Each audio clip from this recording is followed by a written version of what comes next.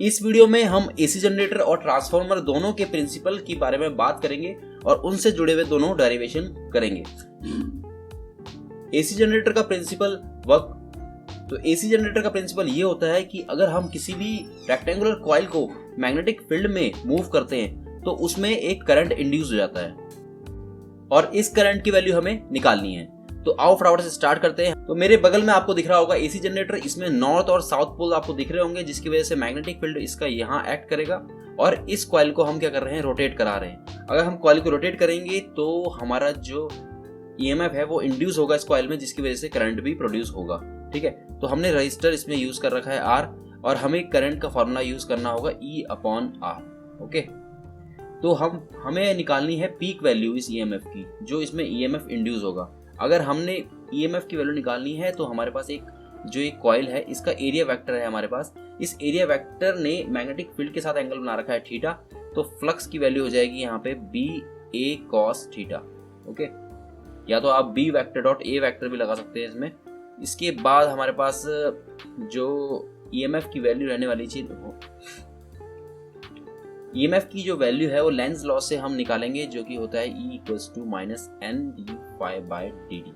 अब इसके बाद फाई में आप देखेंगे मैग्नेटिक फील्ड और एरिया कांस्टेंट है, क्योंकि कॉइल का एरिया कभी चेंज नहीं होगा। मैग्नेटिक फील्ड तो कभी भी चेंज नहीं होने वाला, क्योंकि मैग्नेटिक फिक्स है। तो हम फाई के अंदर डालेंगे BA cos थीटा। तो d/dt किसका करना है हमें, BA cos थीटा का। ऐसे जैसे मैंने अभी बताया कि जो B और A है वो क्या है, कांस्टेंट है। और हाँ, एक चीज और बतानी है आपको कि जो ओमेगा होता है वो होता है हमारा angle upon time. Okay, so theta equals to हो जाएगा omega t. So cos theta की जगह हम लिखेंगे कॉस ओमेगा टी, और बी और ए को हम क्या ले लेंगे, बाहर ले लेंगे कॉमन। ठीक है, तो हमें मिल जाएगा -NBA d/dt of cos omega T. अब कॉस थीटा का डिफरेंशिएशन होता है माइनस साइन थीटा। ओके, तो आपको मिल जाएगा -NBA minus sign omega T. अब यहाँ पर cos थीटा होता तो उसका डिफरेंशिएशन माइनस साइन थीटा होता, बट यहाँ पर ओमेगा टी है, तो ओमेगा टी एक और फंक्शन है टी का, तो हम ओमेगा टी का दोबारा से क्या करेंगे, डिफरेंशिएशन करेंगे बाय चेन रूल। तो ओमेगा टी का डिफरेंशिएशन करेंगे तो टी का डिफरेंशिएशन 1 हो जाएगा और ओमेगा एज इट इज बाहर आ जाएगा। और जो ये दो माइनस साइन दिख रहे हैं, दो माइनस साइन जुड़ जाएंगे और आपको मिल जाएगा प्लस साइन, और प्लस साइन के बाद आपको मिलेगा NBA omega sine omega t. Okay, this is our EMF। अब इसके बाद हम NBA ओमेगा को क्या लिख लेंगे, E0। तो हमारे पास E इक्वल्स टू आ जाएगा E0 साइन ओमेगा टी। अब पीक वैल्यू अगर हम देखें तो यहाँ पे पीक वैल्यू होती है EMF की कितनी, peak value of EMF E0 is equals to NBA omega.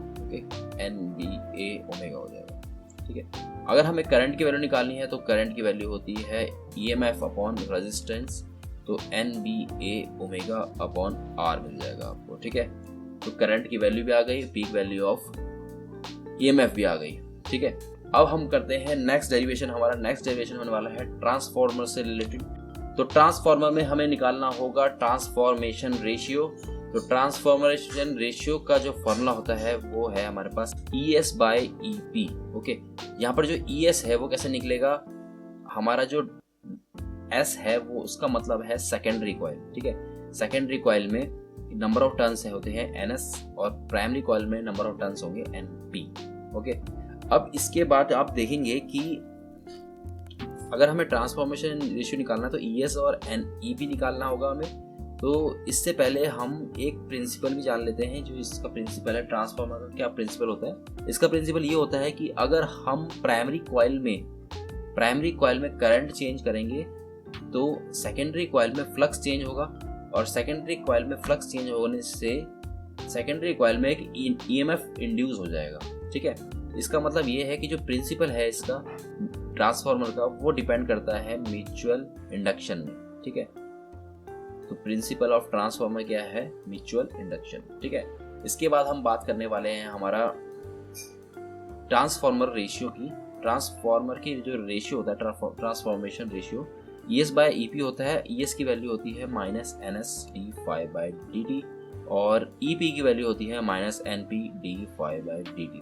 D five by D T यहाँ से कैंसिल हो जाएगा, आपको मिल जाएगा के की वैल्यू आपको मिल जाएगी N S by N. Okay, N S by N. इसके बाद इस रेशियो की एक और वैल्यू आती है, अगर जो एनर्जी लॉस है, if energy loss is zero, अगर एनर्जी लॉस हमारा जीरो है तो आउटपुट पावर इक्वल टू होगा इनपुट पावर। ओके, तो आउटपुट पावर की वैल्यू है हमारे पास ई एस आई एस और इनपुट पावर की वैल्यू है ई पी आई। ओके, तो E S upon E P की वैल्यू आपको मिल जाएगी E S upon E P is equals to I P upon I S. Okay, इस value को आपने यहाँ रखना है और आपका जो ट्रांसफॉर्मेशन रेशियो है वो कुछ इस प्रकार बन जाएगा k इक्वल टू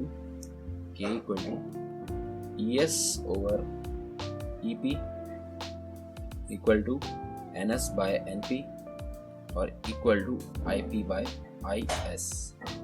मगर ये फॉर्मूला तभी यूज होगा जब एनर्जी लॉस क्या है, जीरो है, या तो एफिशिएंसी 100% है। अब एफिशिएंसी क्या होती है वो भी आपको बता देता हूँ बोनस में मैं।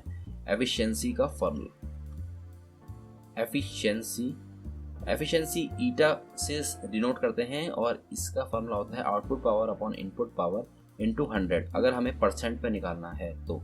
ठीक है, परसेंट पे निकालना है तो आउटपुट पावर है ई एस आई एस और इनपुट पावर होती है ई पी आई पी। ठीक है, इनटू 100। तो ये है हमारा एफिशिएंसी का फॉर्मूला। ठीक है, तो आई होप कि आपको ये दोनों डेरिवेशन सही से समझ में आ गए होंगे। ठीक है,